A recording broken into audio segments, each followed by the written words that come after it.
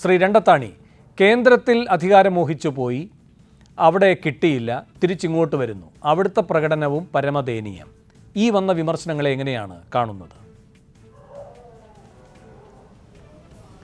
അല്ല വേണു, ഇന്നലെ വരെ ചർച്ച ചെയ്തത് ഐക്യജനാധിപത്യ മുന്നണി ഒരു നിലയിലും കേരളത്തിൽ തിരിച്ചു വരില്ലെന്നാണ്.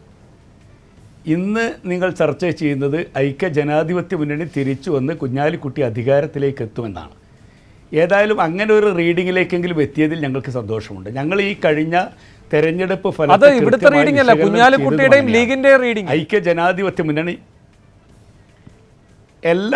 എല്ലാവരുടെയും റീഡിങ്. അതുകൊണ്ടാണല്ലോ ഇപ്പോൾ ഈ ചർച്ചയും ഈ ഭയപ്പാടും ഒക്കെ വരുന്നത്, മറ്റൊന്നുമല്ലല്ലോ. കാരണം ഞങ്ങൾ തെരഞ്ഞെടുപ്പ് കഴിഞ്ഞപ്പോഴും ഞങ്ങൾ വിലയിരുത്തിയത് അതാണ്. കാരണം മുസ്ലിം ലീഗ് പാർട്ടിക്ക് ശക്തമായ വേരോട്ടമുള്ള കണ്ണൂർ കോർപ്പറേഷനിൽ സാക്ഷാൽ മുഖ്യമന്ത്രിയും അതുപോലെ തന്നെ കോടിയേരിയും ജയരാജനും ടീച്ചറും എല്ലാവരും ഒരുമിച്ച് നിന്ന് തെരഞ്ഞെടുപ്പ് നിയന്ത്രിച്ചിട്ട് പോലും അവിടെ ഐക്യജനാധിപത്യ മുന്നണി വൻ ഭൂരിപക്ഷത്തിന് ജയിച്ചു.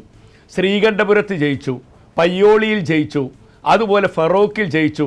ഇങ്ങനെ ഓരോ സ്ഥലത്തും അങ്ങ് ഈരാറ്റുപേട്ടയിൽ വരെ ആ വിജയമുണ്ടായി. ഈ വിജയമുണ്ടായിടത്ത് ചിലയിടത്ത് ഐക്യജനാധിപത്യ മുന്നണിക്ക് ക്ഷീണമുണ്ടായി. ആ ക്ഷീണമുണ്ടായിടത്ത് ഏതൊക്കെ ഘടകങ്ങളുണ്ടായി എന്ന് ഞങ്ങൾ പരിശോധിച്ചു.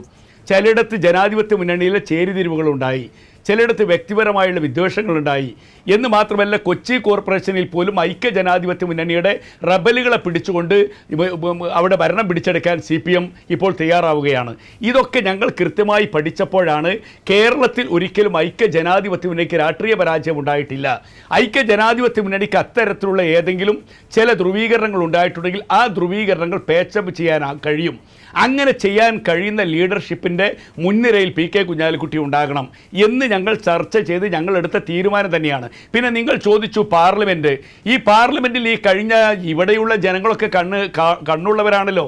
NRCയുടെ കാര്യത്തിൽ കേന്ദ്ര ആഭ്യന്തരമന്ത്രി അമിത്ഷായുമായി ഏതെങ്കിലും ഒരു പാർലമെൻറ്റ് അംഗം കേരളത്തിൽ നിന്ന് നേരിട്ട് വാഗ്വാദം നടത്തി ഏറ്റുമുട്ടിയിട്ടുണ്ടെങ്കിൽ അത് PK കുഞ്ഞാലിക്കുട്ടി സാഹിബല്ലേ. നിങ്ങൾ ഇന്ത്യൻ പാർലമെൻറ്റിലെ നടപടികൾ ടെലിവിഷനിലും മറ്റും കാണുന്നവരല്ലേ, യഥാസമയം കാണാമല്ലോ. എന്ന് മാത്രമല്ല, സുപ്രീം കോടതിയിൽ ആ കേസ് പോയപ്പോൾ ഒന്നാമത്തെ കക്ഷി ചേർന്ന അദ്ദേഹമായിരുന്നില്ലേ? കപിൽ സിബൽ അദ്ദേഹത്തിന് വേണ്ടിയല്ലേ വാദിച്ചത്? ഏത് ഘട്ടത്തിൽ കേന്ദ്രത്തിൽ നടക്കുന്ന ഏത് വിഷയങ്ങളിലാണ് അദ്ദേഹം ഇടപെടാതിരുന്നത്? അദ്ദേഹം കൃത്യമായി ആ കാര്യങ്ങളിലൊക്കെ ഇടപെട്ടിട്ടുണ്ട്.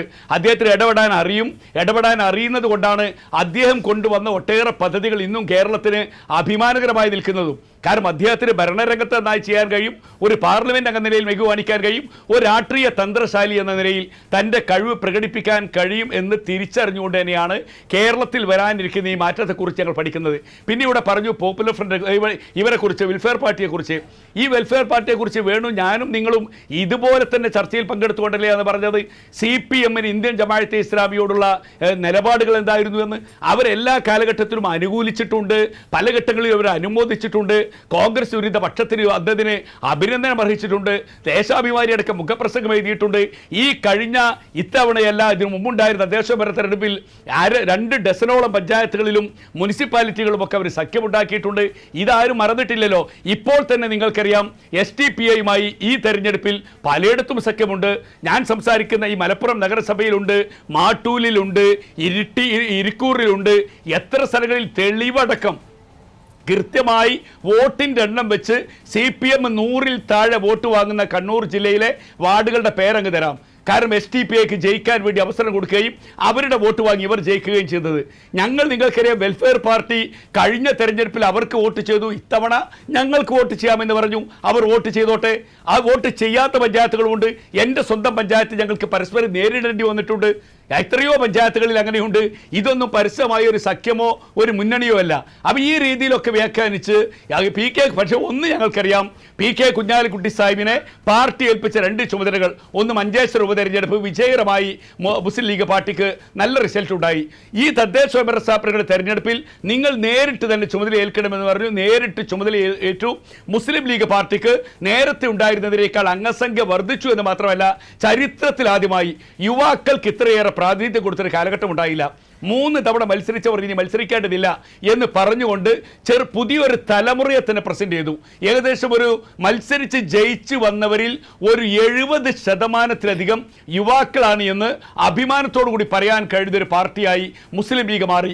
ഇങ്ങനെയൊക്കെയുള്ള ഒരുപാട് മാറ്റങ്ങൾ സംഘടനക്കകത്ത് ഉണ്ടാക്കിക്കൊണ്ട് വിജയമുണ്ടാക്കുകയും ആ വിജയത്തിന് ശേഷം ഇനി ഇതാ മുസ്ലിം സമുദായത്തിന് മുസ്ലിം ലീഗിനെ തെറ്റിദ്ധരിപ്പിക്കപ്പെട്ടിരിക്കുന്നു. മുസ്ലിം ലീഗിന്റെ പല ഇടപാടുകളും പല സമുദായങ്ങൾക്കിടയിൽ ഒരുപാട് തെറ്റിദ്ധാരണയുണ്ടാക്കിയിട്ടുണ്ട്. ലീഗ് എടുത്ത തീരുമാനങ്ങൾക്ക് മുമ്പിൽ അവരൊക്കെ തന്നെ വളരെയേറെ നീരസത്തോടു കൂടി നിൽക്കുകയാണ് എന്നൊക്കെ പ്രചരിപ്പിക്കുമ്പോൾ അങ്ങനെ നീരസമുണ്ടെങ്കിൽ അവർക്കിടയിലേക്ക് ഇറങ്ങിച്ചെന്നുകൊണ്ട് ആ വിഷയങ്ങൾ പരിഹരിച്ച് എന്നും കേരളത്തിന്റെ മതസൗഹാർദ്ദവും അതുപോലെ തന്നെ കേരളത്തിലെ മതസഹിഷ്ണുതയും ഒക്കെ കാത്തു സൂക്ഷിക്കുന്നതിൽ വലിയ പങ്ക് വഹിച്ച ഒരു പാർട്ടി എന്ന നിലയിൽ മുസ്ലിം ലീഗിന് അത് ഇനിയും നിലനിർത്തേണ്ടത് അനിവാര്യമാണ് എന്ന് മനസ്സിലാക്കിക്കൊണ്ടാണ് അതിന് പറ്റാവുന്ന ഏറ്റവും നല്ല നേതാക്കന്മാർ മുൻനിരയിൽ നിൽക്കണം എന്ന നിലയിൽ PK കുഞ്ഞാലിക്കുട്ടി സാഹിബിനെയും ഡോക്ടർ മുനീർ സാഹിബിനെയും ആ ചുമതല ഏൽപ്പിച്ചുകൊണ്ട് ഞങ്ങളുടെ സംസ്ഥാന പ്രവർത്തക സമിതി ഒരു തീരുമാനമെടുത്തിട്ടുള്ളത്. അത് വിജയിക്കുമെന്ന പ്രതീക്ഷയുണ്ട്.